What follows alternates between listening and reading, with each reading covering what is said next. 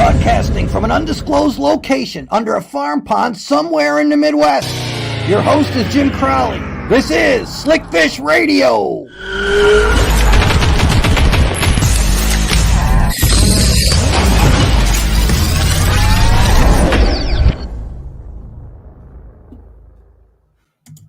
Hey everybody, welcome to the show. Hope everything is going good.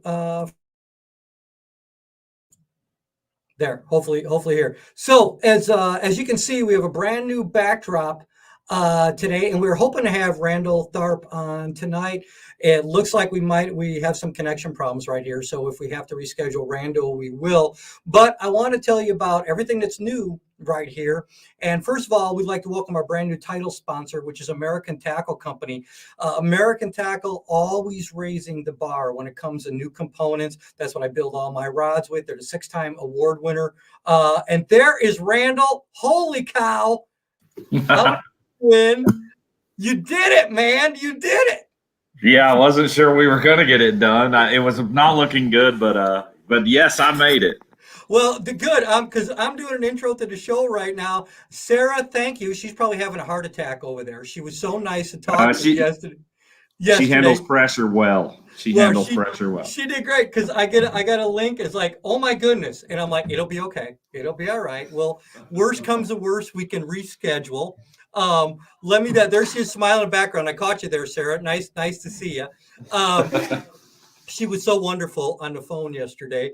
I'm so glad to have you, man. It's just cool. I'm just glad to have you. Let me get some of the sponsor things out of the way here, and then we will get right to it. Okay. Sounds good, Jim. Okay. So I'm so glad to have Randall. He's one of my favorites. I love the guy. I love his fishing. I'm glad he's here. So we want to tell you that American Tackle is a brand new sponsor. Of course, Dakota Lithium, who started with us. We love Dakota Lithium. If you're on the grid, off the grid, get rid of that old battery. Do what I did. I went to Dakota Lithium. Why? Half the weight, twice the power. Why would you not go with Dakota Lithium? They're absolutely awesome. So thank you to American Tackle, and thank you to Dakota Lithium. Now I'm going to bring in the guest that we waited for, and I'm glad he's here. Here is Randall Tharp. Man, thank you so much, buddy. And Randall and I, just so you guys know, just a little back history. We only met once. We met a couple years ago at Red Chris, and I don't expect you to remember that. I was telling Sarah that with all the people you meet. But one of the reasons I wanted to have you on the show is because I'm just going to get this right out there. I like that when you catch a fish, you're not a deck dancer, man. You just get the fish in. It's done. It's time to go to work. I just love that. There's no just time to go to work. And I just love that. And I'm a shallow water guy. I love throwing a jig. So I had Bill Lowen on here before, and I'm like, I got to get an MLF guy in there. And the first guy I thought of was you. I'm like, I got to get him on there so we can talk some jig fishing. But we're going to have some people commenting in live here. So I'm just going to say, here's a couple guys. Kevin Landers. Hey, Kevin, how you doing? Yes, American Tackle is awesome. So glad to have them here. And guys, if you have some questions while we do this, please feel free to answer, or ask. And maybe Randall will tell you, forget it, I'm not answering that. No, I'm sure he won't. But we'll get some good stuff from him. But I got to ask you a question for me first and foremost. I love the hat, but how in the world did you get the name Honey Badger? I got to know that. It's kind of a long story, and it goes all the way back to I would say my early FLW days, before I even fished the Elite Series. Okay. One of my best friends now his name's Rob Newell. He's been doing on the water coverage since I met the guy. He actually used to be a Bass Pro years ago, but the very first national event I won, he covered, and we've been friends ever since. But he nicknamed me that years ago based on a video that went viral on YouTube. So if you haven't watched that video, I would recommend just go on YouTube and put in the Honey Badger. Okay. And I believe that the one that pops up first is going to say the Honey Badger narration by Randall. And that's ironic that that's my name. But if you watch that whole video and you think about how that pertains to bass fishing and tournament bass fishing, that's actually where my nickname came from. And Rob gave me that name. Then Zona got a hold of it and it just stuck. So I just kind of own the thing. Mm-hmm. It's that, but that video about the honey badger, it's real similar to bass fishing in a lot of ways. So that's how I got it. Well, good, because I read a little bit on a honey badger. I'm like, I'm going to have to ask him because at first I thought maybe he likes sweets. I don't know what the hell. So I just figured I'd ask. I didn't know. I figured but no, that's good. So you guys heard Randall there. Go back and watch that video. I'm gonna.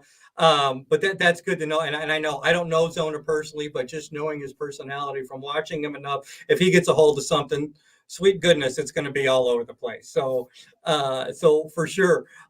Hey, one thing I want to do is I wanted to ask his question because I'm going to tell you the first person on this show that I remember, and we just started this back about a year ago. I actually had a buddy of mine say, "You've got to do this. You've got the other show. We want to hear how goofy you can get when it's live because nothing can go wrong live, right? Ever. So we just figured that we would just do this. But this is a cool question because I've never everybody I know except for you is never been in this position. 2013, you won the Forest Wood Cup. That's $500,000. That's not that to be in that mindset alone. I used to fish tournaments. I still fish little tournaments, but years ago I fished a lot of tournaments. That's how I started in this. But anyway, I still have a hard time comprehending that. To be in a position to have a chance at $500,000 is one thing. Two, to hold it together not only the day before, but as a tournament fisherman, I'm thinking, what about the night before? Did you sleep? Could you sleep? You knew you had to be close. Can you go over a little bit? Because that's something that most people, 99% of people out there will not have the chance of ever being in that position. That happened to you and you pulled it off. I really, that was the first time that I remember seeing you. And I just thought this is so damn impressive just because I would get nervous at a $2,000 tournament the night before. $500,000, buddy, that's life-changing. Please, what happened? Well, was I nervous? No, not really, not one bit. But I would tell you this: like, I had fished Bassmaster Classics before. Right. I had contended for a cup win before. I finished in 2011. I finished second at I believe it was in Hot Springs at Lake Ouachita. So I had been in that position before, and I think those experiences, fishing a championship, top level tournament like the Classic or the Cup was at that time, if it wasn't for those previous experiences, I probably would have been nervous. I probably would have let it gotten to me, but I'd been there several times. So, and I went and pre-fished. It was at the Red River where I won. And right. I went and pre-fished for 3 days. I drove from my house to Red River. I practiced 3 days, and when I came home, and you can think it's cocky or whatever. I told my wife at that time, I was like, no, I wouldn't worry about it. I'm going to win this tournament. And I've had that feeling a few times in my career where I just knew what I was doing. It was a perfect strategy. It was a perfect plan. And, what I do is I talked about this today, ironically. I was on the water all day. But what I do is catching the fish is honestly, it's the easy part. It's outsmarting the guys you're competing against. You got to, a lot of times the best bite on a particular body of water is not the one you want to fish because everybody uncovers that. And by the end of the tournament, it doesn't work. But I was pretty confident there. I was fishing a way that I feel like I swam a jig for the majority of the tournament.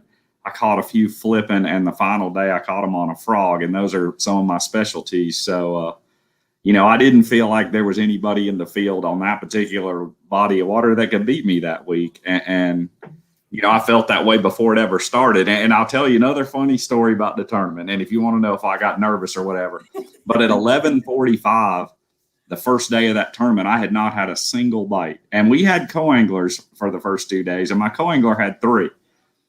So, but I wasn't going to change what I was doing. I was either going to be a hero or zero. And by 1 o'clock that day, I'd caught the biggest stringer of the tournament. So, it kind of verified my practice strategy, my whole plan. And it, at the end of the week, it just worked out. I think I won that tournament by like 4 pounds. So I'll take it. $500,000. It did go a long ways. And, it legitimizes you. Like I've won national level tournaments before that, but winning a championship event is pretty special. And, there's a few championships I haven't won yet. And that's why I'm still out there working hard every day like I did today. And you guys know this, and I'm sure Randall knows this now too, that when you win a tournament like that, any tournament, $500,000, you're husband of the year for at least a week, and then everything else goes out the window. But at least for a good solid week, he was in really, really good shape. I thought that was impressive. And it's neat. I don't think it's cocky when you back it up. And your performance has always been consistent. When somebody's cocky, they usually can't back it up. When you're confident, then you can back it up, and there's a reason why. And as an angler at any level, you better be confident in what you're doing, or all you're doing is donating your money. And you've always been consistent. You've been good out there. What I like, one question I ask the guys on here that have done either Tackle Warehouse or MLF is when you made the switch, because I always like to see how, not why you made the switch, but what it took to get used to the format to the other one. From the other one. So how was it for you switching from one format to another? It's been extremely difficult for me, to be honest. Like I came in at the first season with the attitude I wasn't going to change. I was going to do my thing. And you know what? I had the first, honestly, 3 seasons at MLF were pretty solid. Like I made the championship the first 2 years, right. but I also felt like not changing, I wasn't going to have a chance to win. And I'm super competitive at anything I do, not just fishing, but so I have had to change. And I would not say that I figured it out. I think there's obviously, you look at the guys that's been successful on our tour, the Ott Defoe, Jacob Wheelers, they've obviously figured it out. I think the format suits them, but it's a totally different strategy for practice, for the way you approach an event, and for what I talked about outsmarting your competitors. It's a totally different game we're playing at Major League Fishing right now. And it's evolving. It's changed. Like, we started doing one thing and it's kind of evolved to what we're doing now. I think it's going to continue to evolve. They're just trying to do what's best for the sport of bass fishing. And I'll tell you this, it's an intense 7.5 hours that we tee it up out there every single day. And it doesn't matter if you're in 40th place or if you're in first place, there's no place that's comfortable at Major League Fishing. So I do think that it has made me a better angler. And I'm curious, like this year, I've actually signed up for a lot of tournaments. I'm going back and fishing the Tackle Warehouse Pro Circuit this year, which is a 5-fish limit thing. So we're going to see how I've evolved over the last, 3 years of doing every fish counts thing. Well, we'll see, but I'm sure it's just going to add to. By the way, Jim Kolba just chimed in. Hi, Jim. Good to see you. Kevin Landers is here. Great to see you guys. If you guys have any questions or anything, just make your comments. I know a lot more people are going to see this after we go live. Matter of fact, Randall, just stay right there. I'm just going to take a break for a second because we're going to let people know where we're at, and then we'll come right back. Okay. Slick Fish Radio with Jim Crowley can be seen and heard on Roku, Fire TV, Spotify, Amazon Music, and iTunes. All right, we're back with Randall Tharp. Thanks for joining us again, Randall. Glad you stuck around. He hung in this long, folks. Wait, he's halfway through it. Good to go. I want to talk a little bit. You're a big jig guy, so am I, and I absolutely love to fish a jig. Now you got a newer jig or one that you've worked on. Talk a little bit about some of your products, and because I always love hearing what people do with their stuff and how they tweak it. So tell our viewers, tell our listeners a little bit about this Randall Tharp jig.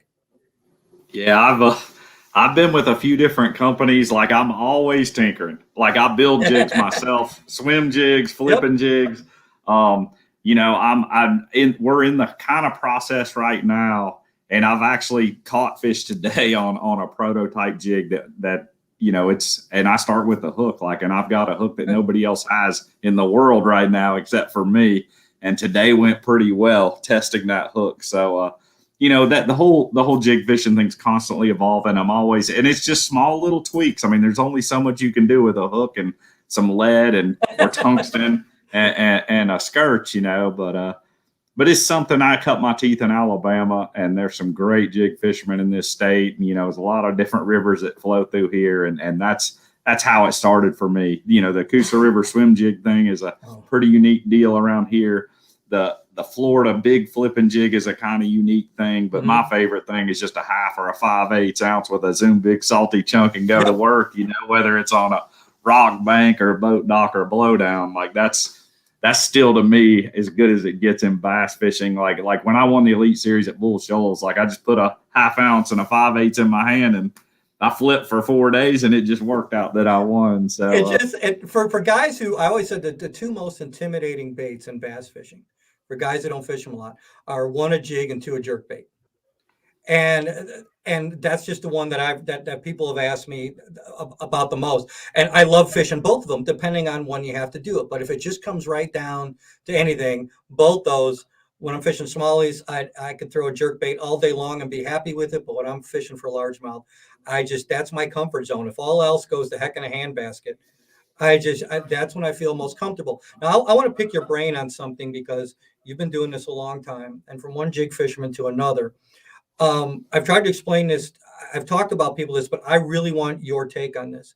How important do you feel it is to learn what the head design that you're fishing with, how it comes through cover? In other words, not swishing 4 or 5 different jig designs or whatever, because they're all going to come through cover differently. I think as an angler, you have to find the one that comes through the cover most from you, because to be the most productive with that, you have to know what to expect from that lure. Am I correct in thinking that, according to you? Yeah, I mean, I think it goes outside of just jig fishing, like being efficient in fishing. Yep. So you obviously, I don't want to go flip a rock bank with a bullet head jig. It's just going to get hung up all day. So, and you don't want to throw a big, a ball nose jig in a grass bed. So there's not one jig that'll do it all. I think if you ask me, or I bet 9 out of 10 guys that make a living fishing are going to, if you gave them one lure, it's going to be a jig, because you can do so many different things. You can fish vertically, you can fish horizontally, you can fish any kind of cover, and you can fish it at any depth, whether you're fishing 30 foot deep with a football jig or 2 foot deep swimming jig in grass or flipping. But the majority of what I prefer, my strength is fishing it vertically. And I think that's something that a lot of people don't understand. Like I'm strictly fishing straight up and down. I'm not dragging it. I'm not working it. I'm not hopping it. Like I'm trying to make a fish react with something that dropped right in front of his nose. And that's I just love it, man. I just love catching a fish that way.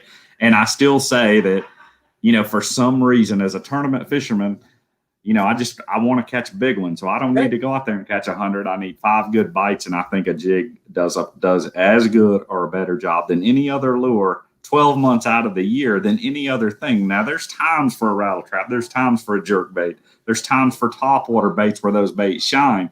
If you just gave me one, it's just going to be a jig year round. All right. Now I'm gonna contrast this with something else, because I read recently that not only are you a big jig guy, but there is something about, I hate to pull this out on you, there is something about a Ned rig that you kind of like a little bit, and it's hard. It's hard to admit it. It's like the first step is admitting, dude. It really is. But that Ned rig can be brutal. And I'm telling you what, I'm one of those. I love to fish a spinning rod, but when that thing first came out, I'll admit I'd be one of the first guys that said that is the dumbest looking piece of plastic I've ever seen, and it just flat out works. So how do you feel about that? Because I just read that you're kind of maybe starting to kind of like it a little bit. Yeah, I've catched quite a few tips with that thing, and I'll just tell you, like, I was fishing a cup event. We don't get to practice for those. It was on one of the Finger Lakes up there, and I remember probably around, but I could see smallmouth swimming everywhere. They were everywhere, and I think we caught like 2 fish in the first period or something. I was literally at my last resort, and Zoom had sent me some. It's called down worm, but it's a worm they made Ned rig. Mm-hmm. And at last resort, and I promise you, the very first cat I ever made with a Ned rig in my life, I caught a 3-pounder. So I've been a fan ever since, and that's how it started. I caught the last tournament day I fished at the river this year. I caught a 6'8" smallmouth on it, which is a little stressful with a small hook. But I caught up big on it, and it just flat out catches big smallmouth. So I don't claim to be an expert. It's not my favorite way to fish, but I can tell you this: it just flat out gets on fish. It's just another great thing to add to your arsenal. One more thing I want to talk to you about, or a couple more things. But anyway, you're a big saltwater guy too. You love that saltwater, don't you? Yeah, I live on the coast of Florida, and I don't get to go as much as I would like to. But I've done everything from offshore fishing to near shore. And now I kind of started inshore, and now I've kind of gone back. I've got a little hole in the tip now, and believe it or not, on the weekends now you might find the honey badger with a fly rod in his hand, if you can believe that. Well, but I'm the same way. I'm not so much the fly rod, but if it's got fins, I want to catch it, and I love fishing redfish. One thing I did saw that one of the things you really do like is catch triple tail, and that's a bucket list fish for me, just because I haven't had the opportunity to do it. Now, do you have any good, I know you like to cook too, so do you have any grilling recipes for that triple tail? The triple tail is so good, it's hard to mess it up. Normally I put a little olive oil on it, and salt and pepper's all it needs. It doesn't need a whole lot of attention, and you can throw it on the grill. I don't really fry that or blacken it. It's just a good solid piece of meat for the grill. And actually, a piece of triple tail is like a good ribeye steak. It's got a lot of fat in between the veins of the fish. It's a super white piece of meat, and it's really firm. And actually, if you want to know what's really good, is the cheeks out of a triple tail. So it's actually even just like better. Walleyes then. Yeah, cool. Yeah, if you catch you a nice 12 to 15 pounder, then the cheeks are pretty good size little medallions of some pretty good meat. Oh, cool. I got a question here. One of our guys that says, wants to know is, how does a heavy hitters differ from the rest of the tournaments? Because there's a bunch of different things going on in MLF, and once in a while I'll hear you guys say, well, this is for heavy hitters. So can you explain that a little bit, just for some of us that don't know? Yeah. So what they did is, I believe it was the first year they decided the second year they're going to that tournament. So, and I guess it's an incentive for us to target big fish. And I've been fortunate enough to qualify for everyone heavy hitters. This year they only took, I believe, the top 30 this year, and I think I qualified about 15th this year. Good. But so every event I fish, the heaviest bass that you catch goes to your total weight. So we fish 7 events. So there's 7. So it's basically just a total weight for the 7 events. And, that's how you qualify for the event. And if you do the math on it, as far as the money that I'm making for the heavy hitter event, if it all the stars on you fish every single day, you could win more money at that than our championship or anything else. Wow. Because I think it pays $50,000 a day and maybe $100 to the final day just for catching a big fish, plus a payout on top of that if you're doing well in the event. And Michael Neal, they've done a lot of guys capitalize on that in a big way since they started that tournament. And I have qualified for it every year. It's different. There's a lot of strategy, just like with any other tournament.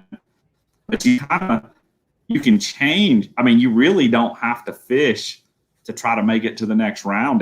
You could pull out a 8-inch swim bait or jig on as big as my hand and try to get that $50,000 early money and not really care if you get more than one bite a day. So I've enjoyed fishing it. The one next year is on Lake Palestine in Texas. I've been there. I hear it's full of big ones. So, we'll see. I believe that tournament's about March or April next year. Oh, that'll be perfect. I mean, that could be perfect. And that is exciting. I always love that about MLF is you go to lakes sometimes that none of you guys have ever been to, And then you find out that there's big fish in it and everybody's kind of going crazy. And then the stress of the score tracker really lights up. I'm the guy on the couch who's jumping off the couch going, oh my God, I can't believe that happened. And wishing I was there, but I'd probably be freaking out. And it's just cool to watch you guys. Randall, I've really enjoyed it. I thank you so much. And you and Sarah. And Sarah, thanks again for hooking us up. She was great talking to you yesterday. Randall, please tell everybody how they can find out more about you so they can follow you like I do. Yeah, the best way is just follow me on social media, my Instagram or Facebook, my website, randy@randytharp.com. Any of that stuff has links to my social media. And I mean, most of that stuff is updated daily. I have a lot of giveaways. We gave away some gloves, some Fish Monkey gloves today, and I'm giving another pair away tomorrow. If they want to go to my Facebook right now and make a comment, I'm going to choose another winner in the morning before I hit the water again. So, Fish Monkey's an awesome company. Yeah, they are. I wore their gloves for a couple of years before I worked for them this year, and we've given away a lot of good product. And I think we've sold quite a few gloves from them this year, and they're still a good product. So. They do. They're so check that out. Yeah, I've talked to them at ICAST. Great people, make an absolutely fantastic product. Glad you're hooked up with them. Hey, I'm going to let you go. All the best, man. I'm going to continue to follow you. Thank you so much for your time. The listeners appreciate it. We're going to be, after tonight, we'll be on Spotify. We'll be on iTunes.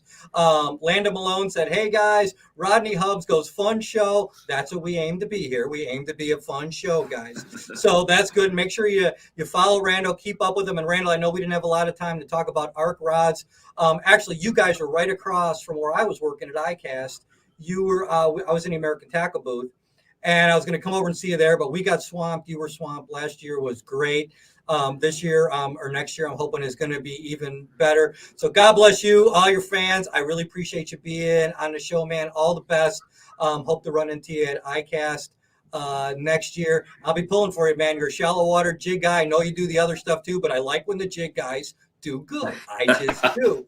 So, man, all the best to you, my friend. I sure appreciate your time and appreciate your enthusiasm. And thanks for getting back to me. You helped us with a great show tonight, and I really, really appreciate it. Take care, my friend. All right. Thank you, Jim. We'll see you soon. Bye-bye. That was Randall Tharp. What a great guy. I so appreciate him being on tonight.